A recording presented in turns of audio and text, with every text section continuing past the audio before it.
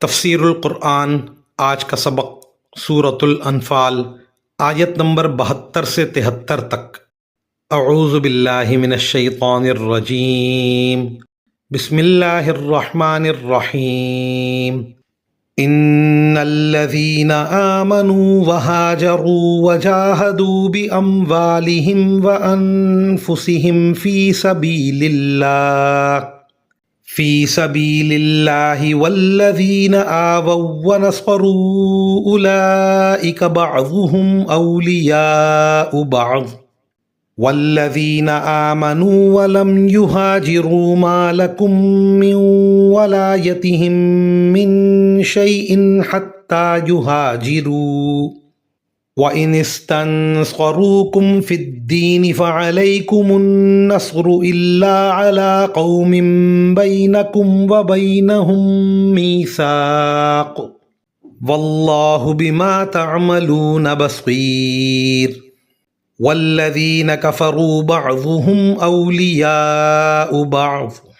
إِلَّا تَفْعَلُوهُ تَكُن فِتْنَةٌ فِي الْأَرْضِ وَفَسَادٌ كَبِيرٌ۔ ترجمہ: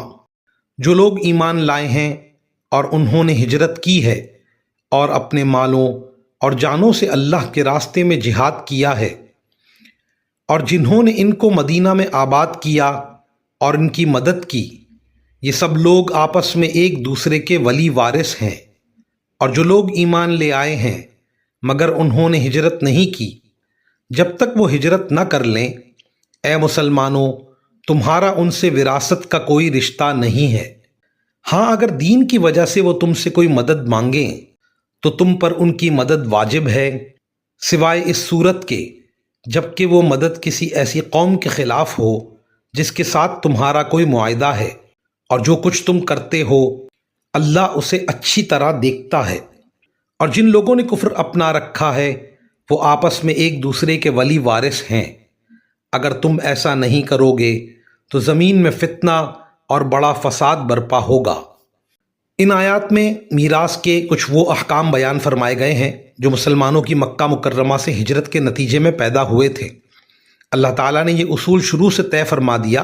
کہ مسلمان اور کافر آپس میں ایک دوسرے کے وارث نہیں ہو سکتے۔ اب صورتحال یہ تھی کہ جو صحابہ اکرام رضوان اللہ علیہم اجمعین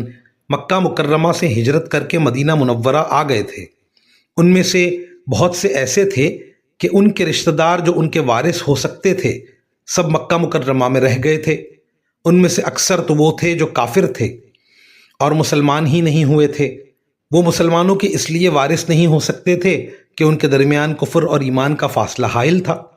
چنانچہ ان آیات نے واضح طور پر بتا دیا کہ نہ وہ مسلمانوں کے وارث ہو سکتے ہیں اور نہ مسلمان ان کے وارث ہو سکتے ہیں۔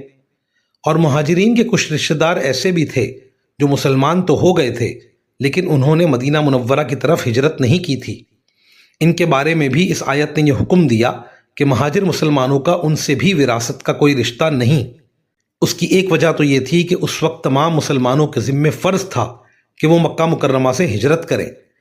اور انہوں نے ہجرت نہ کر کے اس فریضے کو ابھی تک ادا نہیں کیا تھا۔ اور دوسری وجہ یہ تھی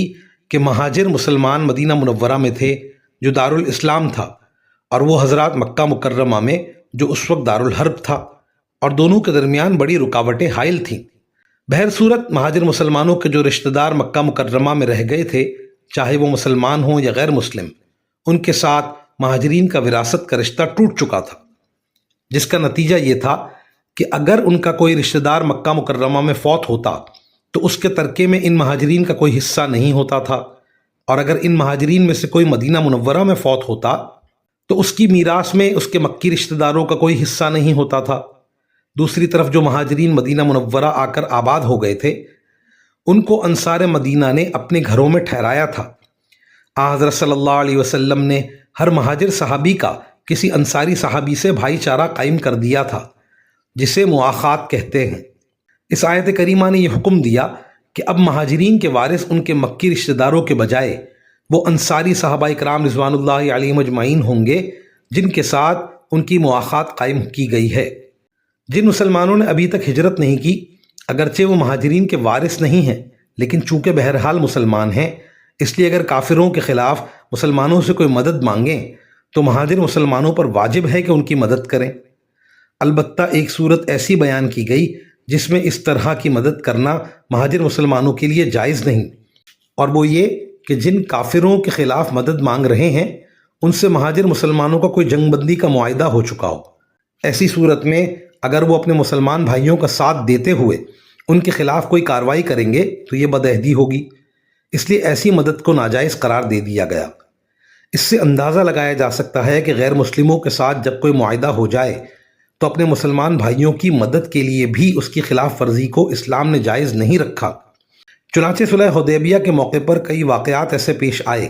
کہ کفار کے ہاتھوں پسے ہوئے مسلمانوں نے حضرت صلی اللہ علیہ وسلم سے کفار قریش کے خلاف مدد مانگی، اور مسلمانوں کا دل بیتاب تھا کہ ان کی مدد کریں، مگر چونکہ قریش کے لوگوں کے ساتھ معاہدہ ہو چکا تھا اس لیے ان کے صبر و ضبط کا بڑا کڑا امتحان پیش آیا، اور حضرت صلی اللہ علیہ وسلم کے حکم کے تحت وہ اس امتحان میں ثابت قدم رہے۔ مزید فرمایا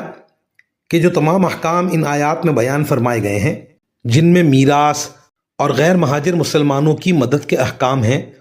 تنبیہ یہ کی جا رہی ہے کہ ان احکام کی خلاف ورزی سے زمین میں فتنہ اور فساد پھیلے گا۔ وآخر دعوانا ان الحمد للہ رب العالمین۔